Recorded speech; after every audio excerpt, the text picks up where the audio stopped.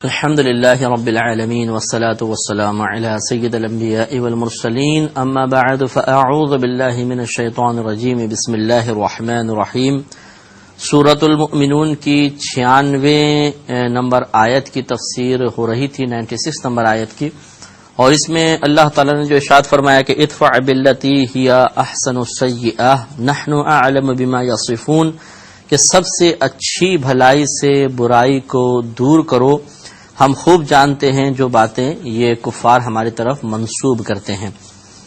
تو لہذا اس پر ہمارا کلام چل رہا تھا کہ برائی کا بدلہ برائی سے دینا یہ کمال نہیں ہے، یہ تو ہر انسان کر ہی لیتا ہے، جانور تک کر لیتے ہیں، لیکن برائی کا بدلہ بھلائی کے ساتھ دینا، بد اخلاقی کا خوش اخلاقی کے ساتھ بدلہ دینا، یہ افضل ہے، اولا ہے، اور اللہ تبارک و تعالیٰ اور اس کے رسول کریم صلی اللہ علیہ وسلم کی عظیم صفت ہے۔ اب اللہ کو دیکھ لیجئے کہ اللہ تبارک و تعالیٰ کفار کو کتنی نعمت عطا فرماتا ہے، اس کے جواب میں وہ کیسی کیسی سرکشیاں کرتے ہیں۔ کفار قریش کا ہی معاملہ دیکھ لیں کہ اللہ تعالیٰ پر کیسا الزام لگاتے تھے کہ معاذ اللہ بیٹیاں ثابت کرنا، اللہ کی اولاد ثابت کرنا، اس کے ساتھ شریک ٹھہرانا، اس کے باوجود اللہ تعالیٰ ان کو اچھا بدلہ دیتا رہا، دنیا میں ان کو بہت نعمت عطا فرمائی، بلکہ انہی میں سے بہت سو کو اللہ تبارک و تعالیٰ نے ایمان کی دولت سے بھی مالا مال فرمایا۔ تو یہ اللہ کی عادات کریمہ میں شامل ہے کہ وہ منتقم مزاج نہیں ہے، وہ انتقام نہیں لیتا ہے، بلکہ وہ کرم فرماتا ہے، اور کسی کی برائی کے جواب میں بہت ہی کرم نوازی کا مظاہرہ کرتا ہے۔ ہاں کوئی بالکل ہی بدبخت ہو، سرکش ہو، تو پھر وہ اپنی شامت اعمال کی بنا پر عذاب میں گرفتار ہو جائے، ایک الگ بات ہے۔ اللہ تعالیٰ کوئی معاذ اللہ اپنی ذات کی خاطر عذاب میں مبتلا نہیں فرماتا۔ یہی ہمارے نبی کریم صلی اللہ علیہ وسلم کا معاملہ رہا کہ کبھی آپ نے اپنی ذات کی خاطر کسی سے بدلہ نہیں لیا، اپنی ذات کی خاطر ناراض تک نہیں ہوتے تھے، بلکہ دین کی خاطر، اللہ کی رضا کی خاطر، اور جس نے بھی آپ کے ساتھ جتنی بھی برائی کی، آپ نے کبھی اس برائی کا بدلہ برائی کے ساتھ نہیں دیا بلکہ بھلائی کے ساتھ دیا۔ ہاں اگر آپ نے جہاد کیا، کفار مکہ کے خلاف آپ لڑے ہیں، تو وہ اللہ کے حکم سے تھا، نہ یہ کہ اپنے ذاتی جذبہ انتقام کو ٹھنڈا کرنے کے لیے کہ انہوں نے میرے ساتھ زیادتی کی تھی تو میں بھی کروں گا، ایسا نہیں تھا، بلکہ اللہ کا حکم تھا، لہٰذا آپ نے جہاد فرمایا، اور اللہ کے حکم پر عمل کرنا یہ کوئی اپنے ذات کی خاطر انتقام لینے میں شمار نہیں ہوتا ہے۔ تو ہمیں بھی کوشش کرنی چاہیے کہ آہستہ آہستہ اس کا پریکٹیکل کر کے دیکھیں اور اپنے گھر سے ابتدا کریں۔ بھائی بہنوں سے، اگر بھائی ہیں بہنیں ہیں، انہوں نے کوئی ہمارے ساتھ زیادتی کی تو اس کو نظر انداز کریں۔ مثلا آپ نے کسی بھائی یا بہن سے کہا پانی پلانا، انہوں نے منع کر دیا، اب انہوں نے کبھی کہا کہ پانی پلانا، تو اب اس آیت پر عمل کی ایک صورت بنے گی کہ انہوں نے آپ کو دھتکار دیا تھا، انہوں نے آپ کو پانی نہیں پلایا تھا، اب آپ پلائیں نہ پلائیں تو آپ اچھی چیز کے ساتھ بدلہ دیجئے، آپ پلا دیجئے۔ کسی سے آپ نے پیسے مانگے گھر والوں سے، انہوں نے نہیں دیے، اب آپ کے پاس موجود ہیں، وہ تنگ دست ہے، اس کو عطا کیجئے۔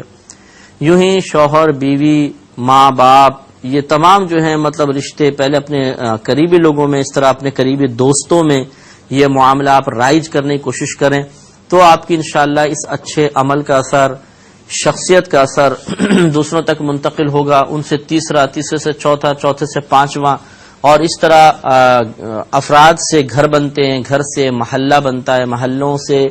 شہر بنتا ہے، اور شہر سے دنیا معرض وجود میں ملک بنتے ہیں، اور ملک سے پھر دنیا بن گئی ہے۔ تو اس لیے ہم کوشش کریں کہ اپنی ذات پر اس کو نافذ کر لیں، تو اس کے اثرات انشاءاللہ دوسروں تک پہنچیں گے، اور آہستہ آہستہ اچھی تبدیلی متوقع ہوگی۔ آگے اللہ نے ارشاد فرمایا وقل، اور اے حبیب کریم صلی اللہ علیہ وسلم آپ فرما دیجئے ربی، اے میرے رب، اعوذ بک من ہمزات الشیاطین، میں تیری پناہ چاہتا ہوں شیطان کے وسوسوں سے۔ اب خود نبی کریم صلی اللہ علیہ وسلم نے وساوس شیاطین سے پناہ طلب فرمائی، حالانکہ آپ کے پاس کیا شیطانی وسوسہ آئے گا، یہ ہماری تعلیم کے لیے اور اللہ کے حکم سے۔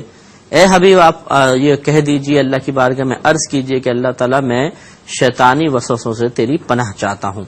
تو لہٰذا ہمیں بھی کوشش کرنی چاہیے کہ شیطانی وساوس سے پناہ کے لیے دعا کیا کریں۔ وَأَعُوذُ بِكَ رَبِّ أَن يَحْضُرُونَ، اور اے میرے رب میں تیری پناہ چاہتا ہوں کہ یہ شیطان میرے پاس آئیں۔ تو شیاطین کے پاس آنے سے نبی کریم صلی اللہ علیہ وسلم کو پناہ مانگنے کی تلقین فرمائی گئی اس سے ہمارے وہ بھائی بھی درس حاصل کریں کہ جو جنات کو قابو میں کرنے کے خواب دیکھتے ہیں کہ جنات میرے قابو میں آ جائیں، تو اللہ تعالیٰ تو اپنے حبیب کو فرما رہا ہے کہ آپ دعا کیجئے کہ شیطان میرے پاس حاضر نہ ہوں، اور ہم جنات کو حاضر کرنے کے چکر میں ہوتے ہیں. تو لہذا جنات کا حاضر کرنا کوئی ایسا نہیں ہے کہ کفر ہے یا حرام ہے. جائز کام کے لیے اگر جن کو حاضر کریں گے تو ہے تو جائز، لیکن افضل اور اولا یہ ہے کہ شیطانوں کو، یعنی جو جنات ہوتے ہیں ان میں سرکش جو جن ہوتے ہیں اس کو شیطان کہتے ہیں، تو ان کو قریب نہ بلایا جائے، کیونکہ نبی کریم نے ان کو قریب بلانے سے اللہ تعالیٰ کی پناہ مانگی ہے. اور اچھی طرح یاد رکھیں کہ ایسا نہیں ہے کہ آپ کے امور، آپ کے کام جنات کی حاضری پر ہی موقوف ہوں. جن کے پاس جنات نہیں ہیں اور وہ اپنی پوری زندگی گزار لیتے ہیں دنیا کے اندر، ان کے ہزارہا کام ہو جاتے ہیں، تو وہ کون کرتا ہے؟ وہ جن کرتے ہیں تو اللہ تعالیٰ کرتا ہے. تو اللہ سے لو لگانا ہی بہتر ہے. فرشتوں کی حاضری کو محبوب رکھنا چاہیے، اللہ تعالیٰ کی بارگاہ میں اپنی حاضری کو بہتر سے بہتر بنانے کی کوشش کرنی چاہیے. جنات کو قابو میں کرنا، ان کو اپنے پاس بلانے کی کوشش کرنا، اور پھر حسین خواب دیکھنا کہ اگر جن آ جائے گا تو یہ بھی مل جائے گا، وہ بھی مل جائے گا، یہ پتہ نہیں ہے کہ وہ جن آ کے گردن بھی پکڑ لیتا ہے بعض اوقات اور انسان کو ہلاک و برباد کر دیتا ہے. اس لیے نبی کریم جب ہمارے نبی ہونے کے باوجود، جنات پر حاکم ہونے کے باوجود جنات سے پناہ مانگ رہے ہیں کہ اللہ تعالیٰ میں پناہ مانگتا ہوں کہ میرے پاس نہ آئیں، تو پھر خود سوچ لیجئے کہ ہمیں ان سرکش جنات سے بچنے کے لیے کتنی کوشش کرنی چاہیے. اسی لیے اکابرین نے ارشاد فرمایا کہ جن کے قریب ہونے کا ایک سب سے بڑا وبال یہ ظاہر ہو جاتا ہے کہ انسان متکبر ہو جاتا ہے، دل سخت ہو جاتا ہے، تکبر اور بڑا پن پیدا ہو جاتا ہے. اس لیے ہمیں بھی جنات کی حاضری سے اجتناب ہی کرنا چاہیے. حتی اذا جاء احدهم الموت قال رب ارجعونی، یہاں تک کہ جب ان میں سے، یعنی ان کفار میں سے کسی کو موت آتی ہے تو کہتا ہے کہ اے میرے رب مجھے واپس کر دیجئے، مجھے واپس پھیر دو. لعلی اعمل صالحا فیما ترکت، شاید اب میں کچھ اچھا عمل کروں اس میں جو چھوڑ آیا ہوں، یعنی دنیا میں. تو جب کفار کو موت آتی ہے اور تمام غیوب اس پر منکشف ہو جاتے ہیں، فرشتے نازل ہو رہے ہیں، نام اعمال اوپر اترتے ہوئے چڑھتے ہوئے دیکھتا ہے، اور عذاب کے فرشتے، پھر جہنم پر نظر، جنت پر نظر، تو پھر اس کو سب پتہ چل جاتا ہے کہ ہاں جو تعلیم اسلام تھی وہ حق تھی. اب یہ اللہ کی بارگاہ میں تمنا کرتا ہے کہ اللہ تعالیٰ اب مجھے دوبارہ دنیا میں بھیج دے، میں نیک عمل کروں گا. اللہ نے فرمایا کلا، خبردار، یعنی خاموش ہو جاؤ، انہا کلمۃ ہوا قائلھا، یہ تو صرف ایک بات ہے جو وہ اپنے منہ سے کہتا ہے. یعنی آج اگر اس کو واپس بھیج دیں گے وہی سرکشی کرے گا، یہ صرف ایک وقتی کیفیت ہے جس کی بنا پر یہ زبان سے ایک جملہ نکال رہا ہے، کل اس کو آسائشیں ملیں گی پھر سب بھول بھال جائے گا. وَمِن وَرَائِهِمْ بَرْزَخٌ إِلَى يَوْمِ يُبْعَثُونَ، اور ان لوگوں کے آگے، ان کفار کے آگے ایک برزخ ہے. برزخ مینس رکاوٹ ہے. إِلَى يَوْمِ يُبْعَثُونَ، اس دن تک کہ جس میں یہ اٹھائے جائیں گے. تو جب انسان کو موت آتی ہے اس وقت سے لے کر اور قیامت کے روز اٹھائے جانے تک جو درمیانی عرصہ ہوتا ہے اس کو برزخ کہتے ہیں، کیونکہ یہ انسان کے مرنے اور قیامت میں حاضر ہونے کے درمیان ایک رکاوٹ بن جاتا ہے. یہ وقت کافی طویل وقت ہے، اس لیے اس کو رکاوٹ کو برزخ کہتے ہیں. تو اس پورے عالم کو بھی برزخ کہہ دیا جاتا ہے. فَإِذَا نُفِخَ فِي الصُّورِ، پس جب سور پھونکا جائے گا، یعنی حضرت اسرافیل علیہ السلام جو ایک فرشتے ہیں، وہ ایک سینگ نما اس طرح ہوتا ہے، لمبا سا سینگ جیسا ہوگا، پیچھے سے باریک آگے سے بڑا، اور اس میں وہ پھونک ماریں گے زور سے، اس کو سور پھونکنا کہتے ہیں. تو زوردار آواز اس میں سے نکلے گی اور اتنی زبردست آواز ہوگی کہ اس کی وجہ سے لوگ سب کے سب ہلاک ہو جائیں گے اور زمین تباہ و برباد ہوگی. فلا انصاب بینہم یومئذ ولا یتساءلون، تو اس دن جو ہے جس دن یہ سور پھونکا جائے گا، نہ کوئی رشتے باقی رہیں گے اور نہ کوئی ایک دوسرے سے سوال پوچھے گا. مراد یہ ہے کہ ایسی ہولناکی ہوگی کہ لوگ اپنے رشتوں کو بھول جائیں گے، ماں باپ اولاد کو، اولاد ماں باپ کو، دوست احباب سب اجنبی ہو جائیں گے، اور کوئی کسی سے کوئی سوال نہیں کرے گا. یعنی ایسی دہشت طاری ہوگی کہ سوال کرنے کی کوئی فرصت ہی نہیں ملے گی، ایسا ذہن پہ ٹینشن ہوگا. فمن ثقلت موازینہ، تو جن کے اوزان، جن کے ترازو بھاری ہوں گے، فاولئک هم المفلحون، تو یہی لوگ کامیاب ہونے والے ہیں. ومن خفت موازینہ، اور جن کے ترازو ہلکے ہوں گے، یعنی پلڑے ترازو کے ہلکے ہوں گے، فاولئک الذین خسروا انفسهم فی جہنم خالدون، تو یہی وہ لوگ ہیں جنہوں نے اپنی جانوں کو نقصان میں، خسارے میں مبتلا کیا، اور یہ جہنم میں ہمیشہ ہمیشہ رہیں گے۔ تو گویا کہ دنیا دارالعمل ہے، جو یہاں سے اچھے عمل لے کر گیا، برود قیامت اس کا نام عمل بھاری ہوگا، نیکیوں سے بھاری ہوگا، وہ جنت میں جائے گا، اور جس کے اوزان ہلکے رہے، یعنی نیکیوں کا پلڑا ہلکا رہا اور گناہوں کا پلڑا بھاری رہا، وہ جہنم میں داخل ہو جائے گا۔ تلفح وجوہہم النار وہم فیہا کالحون، ان کے منہ پر آگ لپیٹ دی جائے گی، آگ کی لپٹیں ہوں گی، وہم فیہا کالحون، اور وہ اس میں منہ چڑھائے ہوئے ہوں گے۔ منہ چڑھائے ہونے کا مطلب یہ کہ ان کا منہ چڑھا دیا جائے گا۔ منہ چڑھانے کا مطلب یہ ہے، جیسے کہ ترمذی کی روایت ہے کہ انہیں گرم کھولتا ہوا پانی دیا جائے گا، جس سے ان کے ایک تو سر کی کھال گر پڑے گی، چہرے کی کھال گر پڑے گی، دوسرا ہونٹ سوج کر اوپر والا یہ 20 سر تک، اور نیچے والا سوج کر لٹک کے ناف تک آ جائے گا۔ یہ گویا کہ منہ چڑھ جائے گا اس کا، یہاں سے یوں ہونٹ اوپر کو چلا گیا، یہاں سے نیچے لٹک گیا تو چہرہ پورا چھپ ہی گیا۔ تو اس طرح اس کو منہ چڑھنے سے تعبیر فرمایا کالحون سے، کہ وہ اس میں منہ چڑھائے ہوں گے۔ الم تکن آیاتی تتلی علیکم فکنتم بہا تکذبون، اور پھر ان سے یہ سوال کیا جائے گا کہ کیا تم پر میری آیتیں نہ پڑھی جاتی تھیں، فکنتم بہا تکذبون، تو تم انہیں جھٹلاتے تھے۔ تو اب وہ انتہائی حسرت کے ساتھ اب یہ جواب دیں گے۔ تو اسی لیے آج اگر دنیا میں کوئی سمجھا رہا ہے تو یہ اس کو عافیت سمجھنا چاہیے، اس کی ریکویسٹ کو قبول کر لینا چاہیے، اس کی ایڈوائس کو قبول کرنا چاہیے۔ وہ ہمیں ایک ایسے دین کی طرف بلا رہا ہے، ایک ایسے رب کی طرف بلا رہا ہے جو بالکل حق ہے، سچ ہے، نہ اللہ کی بات جھوٹی، نہ دین کی تعلیم جھوٹی، یہ بالکل جیسا فرمایا گیا ویسا ضرور ہوگا۔ اس لیے سعادت مندی ہے، ورنہ جب اللہ تعالیٰ فرمائے گا کہ کیا تم پر میری آیتیں نہ پڑھی جاتی تھیں اور تو تم انہیں جھٹلاتے تھے، تو جواب میں کہیں گے قالوا، وہ کہیں گے اور ربنا، اے ہمارے رب، غلبت علینا شقوتنا، ہم پر ہماری بدبختی غالب آ گئی تھی، وَكُنَّا قَوْمًا ضَالِّينَ، اور ہم گمراہ لوگ تھے، یعنی اب اپنی گمراہی کا اعتراف کریں گے۔ تو جب آدمی گرفتار ہو جاتا ہے، ڈاکو پکڑا جائے اور پھر کہے کہ ہاں میں نے بڑا غلط کام کیا، میں نے ڈاکہ مار لیا، تو پھر اس کے اب اعتراف کرنے کا کیا فائدہ؟ پھر بھی چلیں دنیا میں تو فائدہ ہوتا ہے کہ توبہ کی طرف مائل ہوگا، لیکن آخرت میں جب یہ کفار پکڑے گئے اور وہاں پر اپنی گمراہی کا اعتراف کر بھی لیں تو اب ان کو بہرحال یہ اعتراف گمراہی کوئی نافع نہیں ہوگا، کوئی نفع بخش نہیں رہے گا۔ ربنا اخرج منہا، اب وہ عرض کریں گے ہمارے رب ہمیں اس سے نکال دے، فإن عدنا، پھر اگر ہم ویسے ہی کریں، فإنا ظالمون، تو پھر ہم ظالم، بالکل ظلم کرنے والے ہیں۔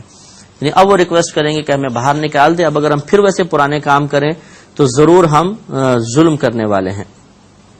کہا جاتا ہے کہ یہ فریاد جو ہے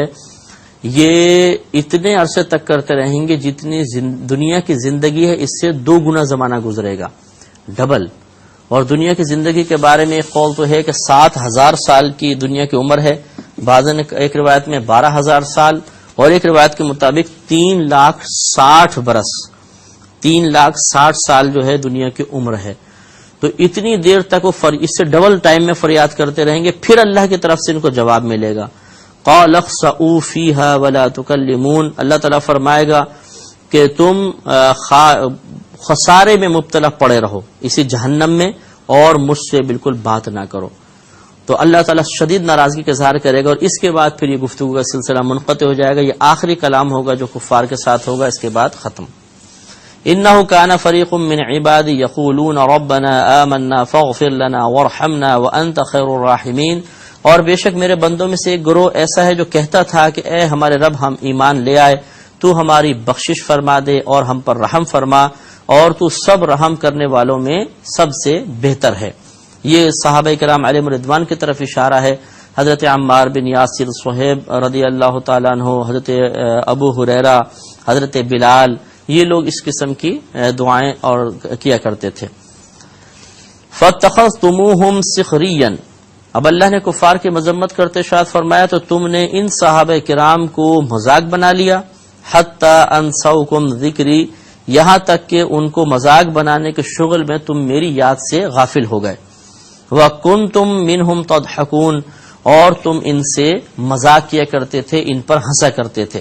تو گویا کہ ان کی وہاں مذمت کی جائے گی کہ یہ اللہ کے محبوب بندے تھے جو اللہ پر ایمان لے کر آئے اور اللہ تعالیٰ کے دین کی خدمت کی، اس کے رسول کو قلبی سکون پہنچایا، اور تم دنیا میں ان کا مذاق اڑایا کرتے تھے. تو اب تمہارا انجام اور دردناک ہوگا. انی جزیتہم الیوم بما صبروا، بے